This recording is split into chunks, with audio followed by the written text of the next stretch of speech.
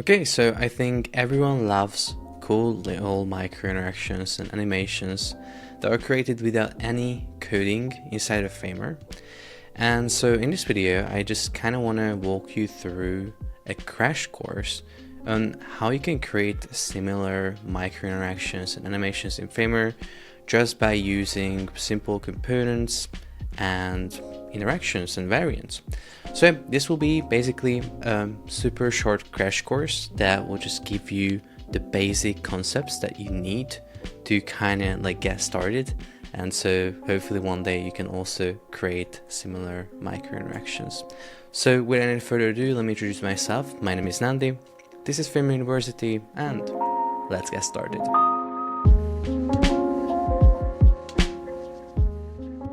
So as I mentioned, in this video we're going to be taking a look at a really simple example, just to cover the basics. It is going to be this right here. I found this on Twitter by Nils. I probably should like this one.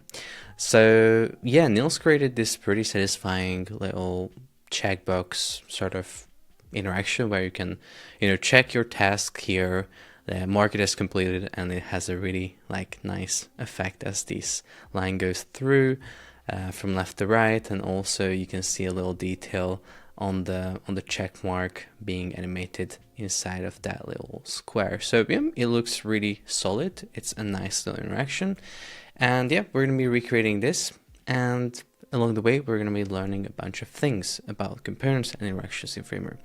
Before we start, I have to mention that you can remix the project file.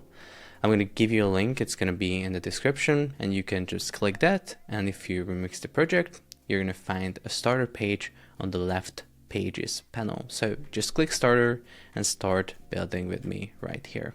But I'm going to go to the tutorial page and I'm going to start building here. So the first thing that we have to kind of do when we create an interaction is we have to build the base with simple frames, text layers right here on the canvas. And then later we're going to turn it into a component, because that's how we can create interactions. But we hover over something, we click something, and then something happens, some sort of animation. But yeah, first step is to really just build it with text layers and frames. So we're going to do that now. I'm just going to press T on my keyboard and click here, and I'm going to write something that we have probably on the original as well. Implement checkbox. That is really good. Implement checkbox. But what I'm going to also do is just quickly launch Keystroke Pro, just to make sure that you can actually see my shortcuts. So it might be a little bit easier to follow along with me. So we have this little text layer here. You can also see it on the left layers panel. And what I'm going to do with this is I'm going to just go to the right panel and just fine tune it. So change the font to something nicer, maybe make it medium, maybe just decrease letter spacing a little bit. Maybe it can also be semi-bold, I'm not sure. Maybe we're just gonna keep it medium for now. Pretty good, looks pretty cool.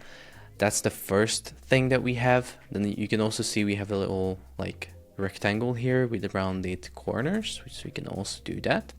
How do we make that in Framer? Well, just press F on your keyboard and draw it here. Pretty easy, pretty simple. Now this frame is, I'm not too sure about the size, but we can sort of put them right next to each other. We cannot really do that right now. As you can see, they're just jumping around. What we can do to fix this is just select both of them and then right click and add stack. And then now on the stack settings on the right, you can set direction to horizontal. And now it's fixed perfectly. So the size can probably be 20 pixels. That's gonna be all right. And then we're gonna round the corners. Maybe 6 is gonna be okay. As you can see, it has a little border. So we're gonna just get that color and set it up on the right panel. After removing the fill color, we can add the border. Perfect. Maybe the border can actually be a little bit wider, maybe 1.5. Yeah, I'm not sure. I think it uses 1, but we're just going to use 1.5. That I think it's nicer. On the left panel, we call it checkbox, not checkboy, but checkbox. And yeah, basically that's the two things that we have. And we also have something within, which is going to be a little check mark. Now, you can see that the check mark gets animated, like it does like a boom when we click it. The way we can animate that is with SVG animations. So what we're going to do is we're going to use the pen tool to draw the little check mark, and we're going to animate that. Super simple. You're going to see how easy it is inside of Framer. We just press P on our keyboard, and then we just start drawing. So bum, bum, and bum.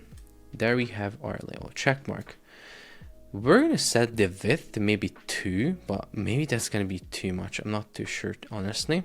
And I also want to kind of like fine tune it, because of course you cannot really draw a perfect check mark when you're just first trying. But yeah, maybe something like this is, yeah, this looks actually pretty good. Yeah. Cool, so now we can either decide that we're gonna use the same width, like 1.5 or 2. Actually, I think we can use, maybe I like 2 better. I think that's nicer. And also I'm just gonna keep fine-tuning this because I'm just not satisfied with the form. I'm sorry, guys. But yeah, I'm just gonna stop doing that right now. So as you can see, it's white, but we're not going to see the white color on the white against the white background. So for now, we're just going to keep it black. And in order to animate something like this inside of Framer, we have to right click it and create a vector set with this. Now, inside of the vector set, you're going to see that it's not looking too nice. To fix this, we just select the vector. So you can see on the left panel, we have vector, and within that, we have the path that we've just created.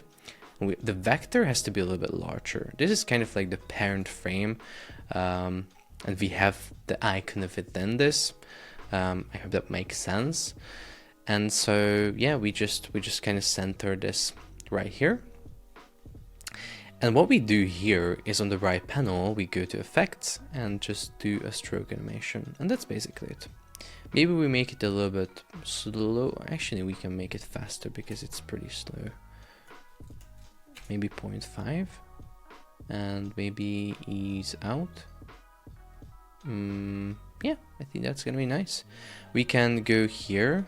Actually, can we just, yeah, we could just click this little play button here, and you're gonna see how it plays. But it's really small actually, so you can't really see it, but I can help you understand how it looks by just putting it here and scaling it up on the right panel, just for you again to see it here in this little video. You can see as I reload the site, it just nicely animates, which is pretty good. Of course, we'll have to make sure that this actually animates when we click the like task and it appears and it animates, but we're going to do that a little bit later. So now we have this within the checkbox. We can make this larger, and we can make sure that it's like positioned correctly. I feel like it's a little bit to the left, so probably I have to like kind of resize this to make sure that it looks good. But this is just honestly like little tweaking, not too crazy. Now I'm gonna go within and I'm gonna set the color to white, because eventually we're gonna have to use white color because this checkbox will turn black. And now that we have everything that we'll need within this interaction, what we can do is we can start making components. Sometimes, in some cases, we make the whole thing a component, but in this case, we can actually identify smaller building blocks that can be turned into components with variants. So in this case, I know that, for example, this left part also has 2 states, checked and unchecked, and this one also has 2 states, checked and unchecked. We can also see it on the reference. Here is unchecked.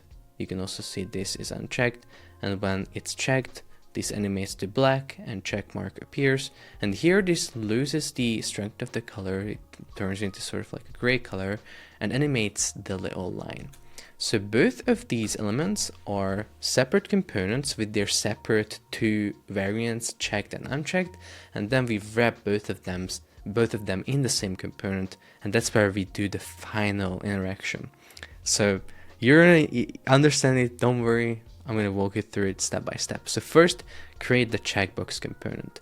We're gonna select it on the left, we're gonna right click it and create a component. Keep in mind that we already have the check mark with them. However, we have to make sure that the visibility is set to no, because on this variant we cannot see it yet. So this variant one can be renamed to unchecked. Perfect. Now that we have this, by the way, this is the component canvas. So if you don't know it already, this is the canvas where we set up all the variants of our component. So now we have this like default primary, which is called unchecked. If I want to create a different version, a different variant of this component, I just go to the right and click the little variant box. Now variant 2 has been created. You can also see it on the left layers panel. I can just double click this and write checked. We can take a quick peek at the reference. You can see it's black, and that's basically it. So we probably can also just change the color of the border to black, and then the background color to black, and then we can select the vector within, and on the right panel set it to visible. Yes, that's it. Pretty easy. However, what we notice if we take a quick peek at this here is that when we hover over the checkbox, the color of the border changes to a little darker tone.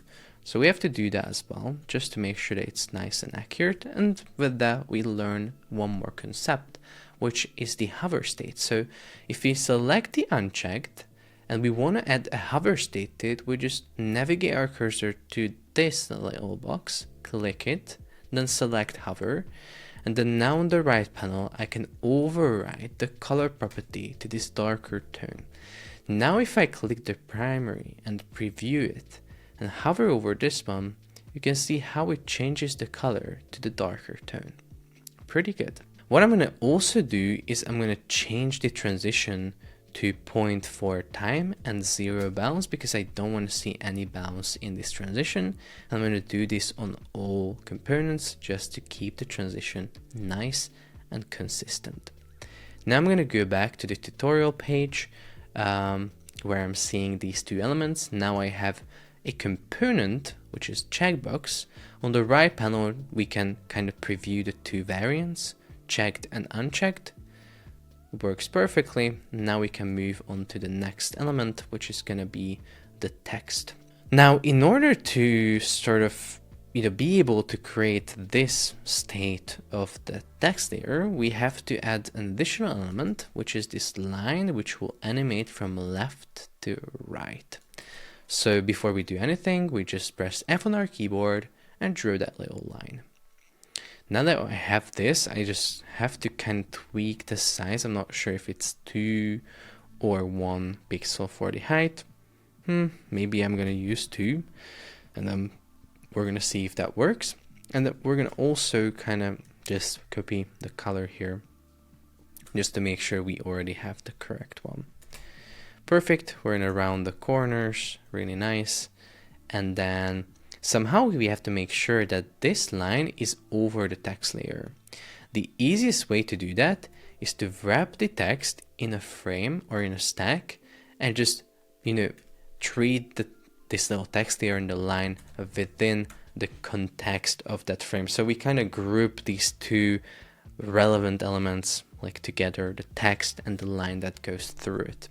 So I'm just going to go here to the text, right click, and I'm going to click add stack. And I think I'm going to set the stack, well, I'm kind of like thinking about this, but I think we can use fit content. So the width of the stack fits the content within, which is actually the text layer. So if the text is like more and wider, the stack will adapt to it.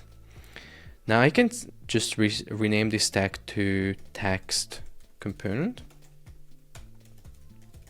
And then I can just simply select this frame, which can be renamed to line, and then press Command and X and paste it with Command and V within the text component, which is not a component yet, where we all see that it's not purple just yet, but we're going to eventually turn it into a component. That's why I named it that way. Now you can see that it's not really good. Like I try putting this over the text, I cannot do it. So I have to go to the right panel, set it to absolute. Now it's good. Press then Option V just to vertically center it. And we can, like, I don't know, set the left and right pins to 0. And you can see now it's, you know, over the text. That's actually pretty good. I think that's going to be great. However, on the default variant, you know, we're going to see the text first, and then we're going to go into this animated state where the line goes through it. Now, in order to do that, we have to kind of see how the animation plays out, because you can see that the line actually animates in from the left. You can see it starts here and animates from the left to the right. In order to do something like that, we have to prepare the element in a really specific way already on the primary variant of the component to make sure that when we animate to the checked variant, the element will move from left to right. How do we do that? Well, we just make sure that on the primary variant, our little line is actually not here, but it is waiting on the left. So the width should be set to relative and maybe just, you know, 1% or something like that, really small. And then maybe we also use the left pin to just slightly move it, not to the right, but to the left. And you can see with that, we kind of hidden it to the left, and it's not visible. We can also set the opacity to 0, and then we're going to be animating it from this position, and that's why it's going to be moving in from the left to the right. Now that we have this, we can select the text component on the left, and now turn it into a component for real. So create it, perfect. Again, we're back on the component canvas, and we can start creating new variants. So variant 1 will be called Unchecked again, and then on the right we're gonna click variant. Let's create the new one. This will be called Checked, and we're gonna actually get the color of the line, because that's the color we're gonna see on the text here, and then we're gonna just animate the line from the left to the right. What are some of the changes that we have to do? Well, opacity changes to 1, left pin changes to 0, so it slightly moves from this sort of left position to the right. You can see how it like moves as I'm changing the pin to 0 on the left. And then the width will be slowly increased back to 100%, which will basically make sure that it's nicely animating to its full width. Great, I think this is gonna be nice. The only thing that I kind of want to do here is what I've done on the checkbox component 2, which is just changing the transition to point for time and 0 bounce. Great. No hover state needed here, so we can kind of leave this and come back here to our main canvas. Now here, checkbox and the text components are now here within the stack, which we can rename to, like, I don't know, like checkbox animation, maybe. And we can set the width of this to fit content. The gap here can be increased or decreased, whatever you like. Probably something like this can be great. And now what we can do is we can just turn this into a component. And so here we can create the main sort of unchecked and checked variant. And this is the level of components where we not only create variants, but we're going to also create interactions, so that when we click something, something actually happens. Because now nothing really happens. Like I am clicking this and I'm doing it, like, you know, I'm just selecting the text. So variant 1 unchecked, variant 2 checked. Here I'm setting the checkbox on the left to the checked variant, and the text component to the checked variant as well. And now I think you kind of see why we created those variants and components, because now on the main component, all we do is we create a unchecked and checked variants, and then the individual components of within now just have to be changed to their, you know, respective variants, like, you know, the checked right here in this case. So That is pretty good. What I'm going to do again here is just tweak the transition, remove the bounce, set it to 0. And at this point, we are ready to add the interaction to make sure that it animates. So what I'm going to do is I'm going to select the unchecked, and we're going to see this little icon on the right side, which we can, connect to the checked. Now it's going to ask us what is sort of like the trigger of this interaction, which is click, of course.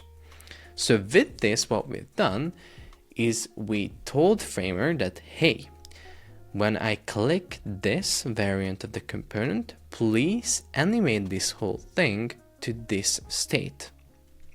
Let's see if that actually works. Hover over, click, and it works. Perfect. Hover over, click, and it works. Now what I also want to do is when I click the checked, I want to go to the unchecked. Now we can go back to our main canvas, maybe scale this up a little bit so we can see it better, and let's take a look. Perfect. You can see how this animates here on the left. You can also see how the line animates from the left to right. Everything just works perfectly. The only thing I don't like is sort of like a flashing effect on the text layer. You might not see that, I don't know, but I'm definitely seeing it and I don't like it. But I'm also not too sure what is happening. So we're gonna kind of like debug it together. So I'm gonna record this portion of the screen, click it, click it, click it, click it, stop the recording, and we're gonna together look at the recording to see what is exactly happening. So let's play this slowly, and you can see that when I go and click it, this text layer, like it changes to the darker tone, like the gray, super fast. And it actually changes to like a lighter color first, and then goes back to like a little bit darker tone. But what I want is just a smooth transition from the black to the darker tone. So can we fix this? Well, we actually can.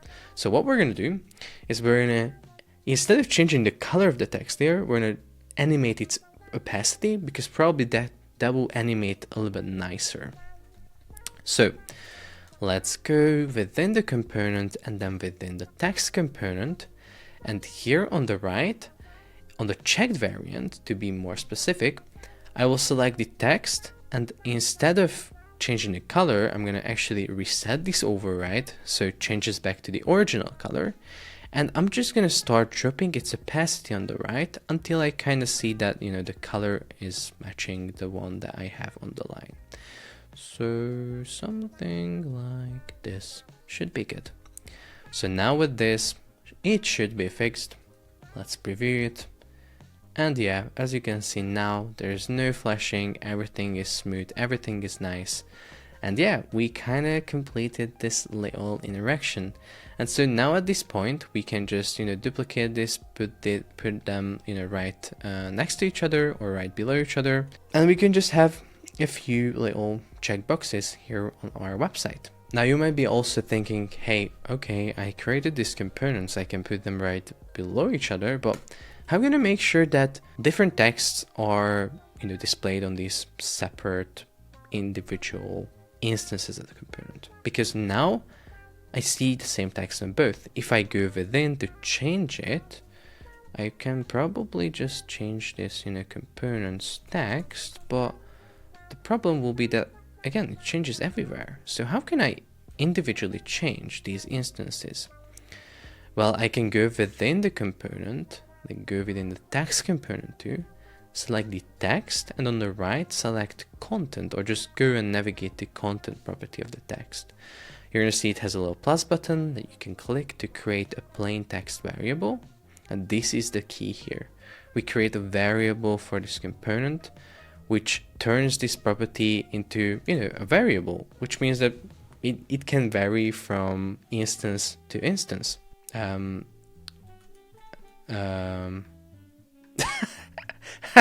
Guys, my camera is not working.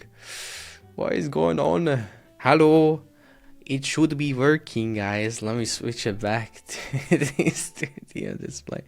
Got it. Okay, great. What was I talking about? Yeah, so you can change the text now for the different variants.